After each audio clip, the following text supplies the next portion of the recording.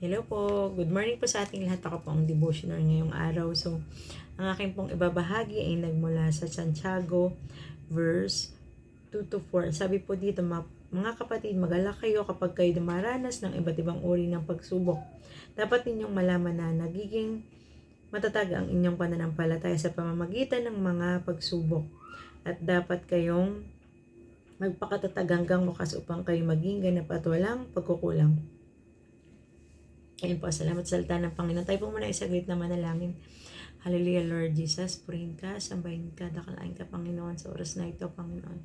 Pray, O Lord, na sa oras na ito, Panginoon. Samahan mo kami magbuli-buli ng iyong mga salita. Dalangin po namin, Lord, na lubos namin itong maunawan at magamit sa pang-araw-araw na pumuhay. Sa po na pinagkakatiwala ito sa pangalan Jesus. Amen. Yun nga po, sabi, mag-alala kayo kapag kayo dumaranas ng iba't ibang uri ng pagsubok. So, kapag sino ba naman ang matutuwa kapag marami kang problema, 'di ba? Pero sabi nga dito sa Bible na mag-alala kayo kapag kayo dumaranas ng iba't ibang uri ng pagsubok. Bakit po? Kasi andun yung lalo mong ma-feel yung presence ni Lord kapag sa kabila ng mga pagsubok na nararanasan mo, talagang lalapit at lalapit ka sa Kanya eh. Lalapit at lapit ka na, Lord, tulungan mo ako sa aking mga problema, sa aking mga pagsubok na pinagdadaanan. So, andun yung yung palagi kang kukonek kay Lord, palagi mo siyang kakausapin. Pero, karamihan, ilan, sabihin natin ilan kasi sa mga nakakaranas ng matinding pagsubok is parang nagkakaroon ng either depression, or ano pa ba? Nangihina sila, or parang imbis na lumapit sila kay Lord, ine-embrace nila yung pagsubok. Parang pinifeel nila ng sobra. So, imbis na magpakatatag siya, parang dinadaw niya yung sarili niya. At isa pa din na dito is yung yung kapag may problema ka, instead na kay Lord ka lumapit, sa iba ka lumalapit. Either sa bisyo, sa mga preni mo na lalong makakapagpalala ng problema mo. So, may mga ganong pagkakataon, pero sabi nga na dapat ninyong malaman na nagiging matatag ang inyong pananampalataya sa pamamagitan ng mga pagsubok. So, ibig sabihin po nito, sabi dito na sa kabila ng mga pagsubok na ating kinakaharap, kumbaga, sabi nga, nagiging matatag yung inyong pananampalataya sa pamagitan ng pagsubok. So, ibig sabihin na nagiging matatag kasi parang habang yung pabigat ng problema mo, palapit ka lalo kay Lord. Mas lalo kang kumakapit na, Lord, ikaw ang nakakaalam nito, ikaw ang may gawa nito. So, alam po namin na kaya mabinigay sa amin ito is kayang-kaya namin lampasan. So, maging matatag tayo. So, hindi naman ibibigay sa atin, Lord, yung pagsubok na yun kung hindi natin kaya eh.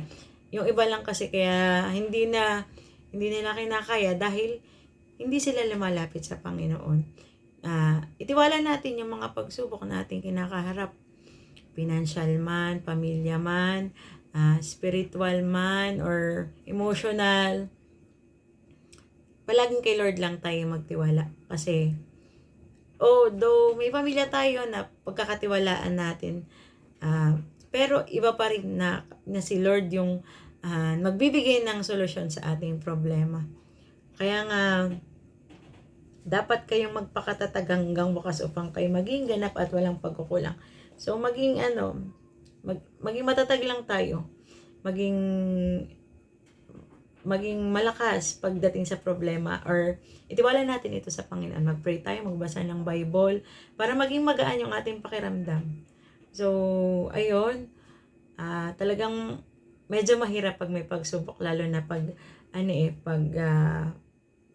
pag yung, for example, sa experience ko last year, talagang hindi lang ako, alam ko pati mga kapatid ko na yun nga, sa part na yun na nawalan ako ng 2 kapatid. Parang fresh pa yung pagdating sa magulang ko, tapos another yung 2 kong kapatid. So, parang mabigat para sa akin, para sa pamilya namin. Pero dahil nga may Diyos tayo, na yun naman is talagang nakaplano ni Lord. Hindi natin pwedeng, tawag dito, hindi natin pwedeng, Lord, pwede bang wag muna? Pwede bang stop mo muna? Parang ganun. Huwag mo muna sila kunin. Hindi naman pwedeng ganun. Pero dahil ngayon ay plano ni Lord, talagang kailangan nating embrace yun. Basta wala namang plano si Lord sa atin na hindi makakabuti, at saka ang plano ni Lord is para din may matutunan tayo sa pagsubok na ating kakaharapin. So, ayun nga, talagang sa lahat ng pagsubok, laging si Lord lang ang ating pagkatiwalaan, hindi ang bisyo, hindi ang ibang tao. Pero may gagawin si Lord na, kumbaga, pag may pagsubok ka, may gagamitin si Lord na tao na tutulong sa'yo. So, kaya, ang solusyon, kapag may problema, itiwala mo kay Lord at may ibibigay si Lord sa atin na tutulong sa ating mga problema. Pero pag alam mo naman na yung tutulong sa'yo is makakasira, yung lumalapit sa imbis na maging maayos yung problema mo, mas sinisira pa niya. So, ikaw na yung umiwas. So, kaya nga, laging ang solusyon ay nasa kay Lord. Ang kagalingan ay nasa kay Lord. Kaya, ayun. So, let's pray. Sana may natutunan kayo.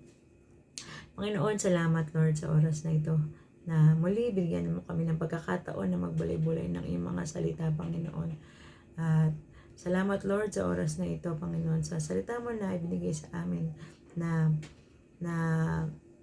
maging magala kami, Panginoon, sa kabila ng aming mga pagsubok na aming kakarapin. Kaya Lord, patuloy mo nga po kaming yakapin, gabayan sa mga pagsubok na aming kakarapin, Panginoon. Ikaw ang aming maging kalakasan, Panginoon. At we pray, O Lord, na sa oras na ito, Panginoon, yung mga makikinig, manonood nitong daily devotion ng All Nation, Panginoon, patuloy mo silang pagpalain, financial, physical, spiritual, Panginoon, emotional. Patuloy na kapag may pinagdadaanan sila, Panginoon, patuloy mo silang tulungan, gabayan, yakapin sa kanilang mga problemang kakarapin, Panginoon. And Lord, ang mga papasok sa kanilang mga trabaho, patuloy mo silang pagpalain, ingatan at kagabayan, patuloy yung pag-iingat at paggabay, Panginoon. At salamat Lord sa biyaya mo. Ikaw ang aming Diyos na nagbibigay ng lahat, nagpo-provide ng lahat kay Lord sa oras na ito. Patuloy ka namin pupurihin, dadakilain. Sa ipo na pinagkakatiwala ito sa pangalan ni Jesus. Amen. At yun lamang po. God bless po sa ating lahat. Bye-bye po.